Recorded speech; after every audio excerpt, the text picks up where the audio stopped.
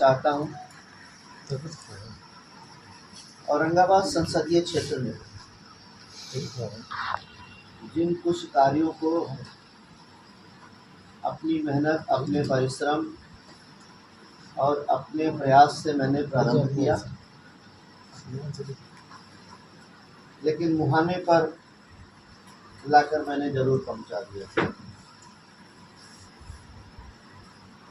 मैं ये अपेक्षा रखूँगा कि मेरा जो सपना था या है वो पूरा हो। जैसे उत्तर कोयल नहर की बात करें तो इसका 90% काम लगभग हो चुका है। आगे भी मेरा प्रयास होगा, पद पर नहीं रहते हुए भी जो मैं कर सकता हूँ निश्चित।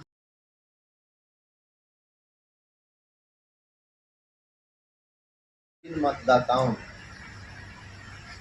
मुझे अपना आशीर्वाद रूपी मत दिया, उनके प्रति हृदय से मैं आभार प्रकट करता हूँ। और जिन लोगों ने नहीं भी दिया, ऐसे झूठे संशय में, शंका में, बहकावे में आ गए, संकीर्णता में घिर गए, जात पात में पड़ गए या उनको डाल दिया गया, उनको भी धन्यवाद करता हूँ।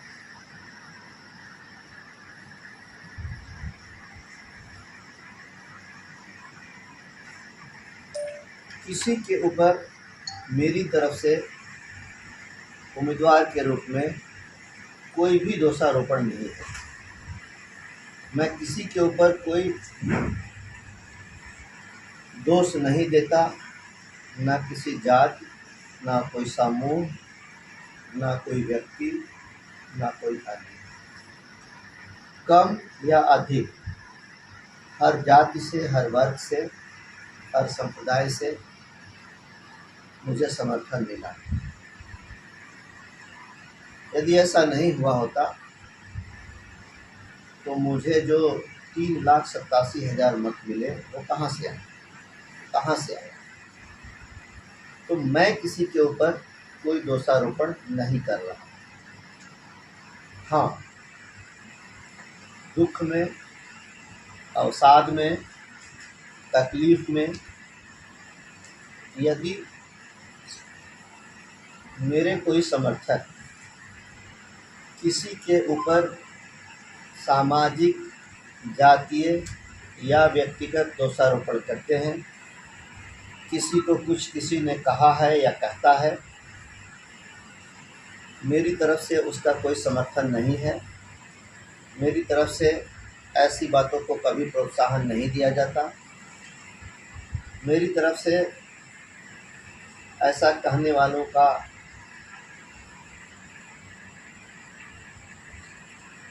कभी संरक्षण नहीं दिया जाता।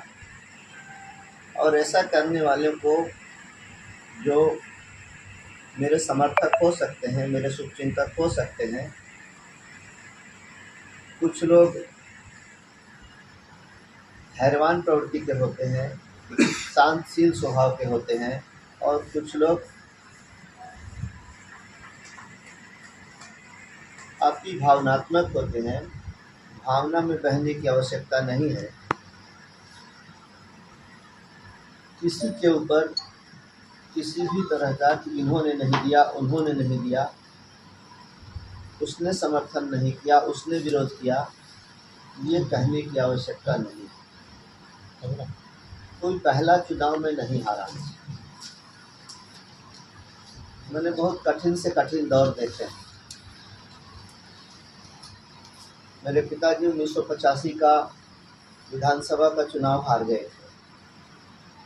उसके बाद 1987 में उनके ऊपर सीसीए लगाकर उनको जेल में डाल दिया गया।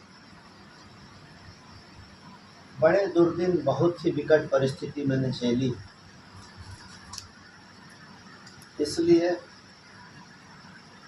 इस बार की हार को भी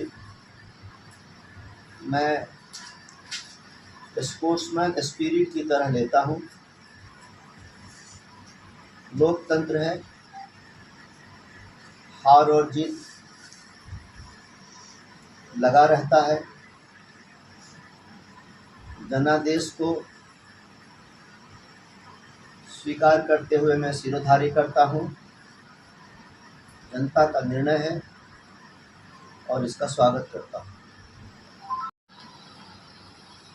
कि जिस प्रकार से उन लोगों ने वादा किया था चुनाव में कि 8,500 रुपया हर महिला को देंगे, 1 लाख रुपया हर युवा को देंगे, किसान को देंगे और एमएसपी की गारंटी देंगे, ये तो होना नहीं था। लेकिन कांग्रेस पार्टी ने और विपक्ष के गठबंधन में आरजेडी का क्या कार्यकाल रहा है, उनके कार्यकाल में क्या होता था, ये सबको पता है। लेकिन इनको झूठ का सहारा लेकर दुष्प्रचार करके जनता में संशय फैलाकर किसी प्रकार से सत्ता हासिल कर लेना था। इनको ये चिंता नहीं थी कि यदि सत्ता मिल गई और हम इस झूठ का जो सहारा ले रहे हैं हम पूरा नहीं कर पाएंगे तो लोग क्या कहेंगे। इसकी चिंता उन लोगों को नहीं थी।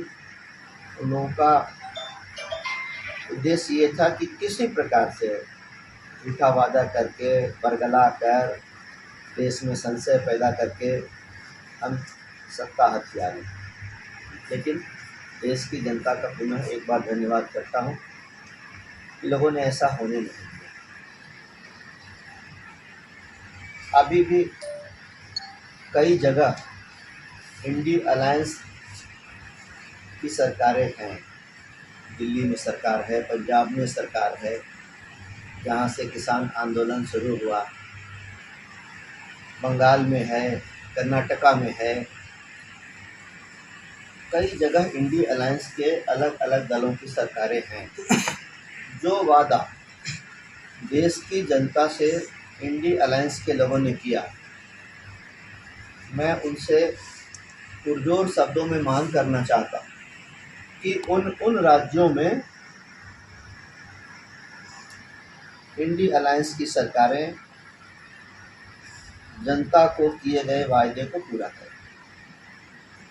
आप लोगों ने सुना ही होगा कि उस गारंटी फॉर्म को लेकर बड़ी संख्या में महिलाएं लखनऊ और बेंगलुरु के कांग्रेस पार्टी दफ्तर में जमा हुई।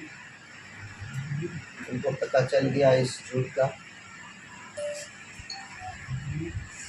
तीसरी बात मैं ये कहना चाहता हूँ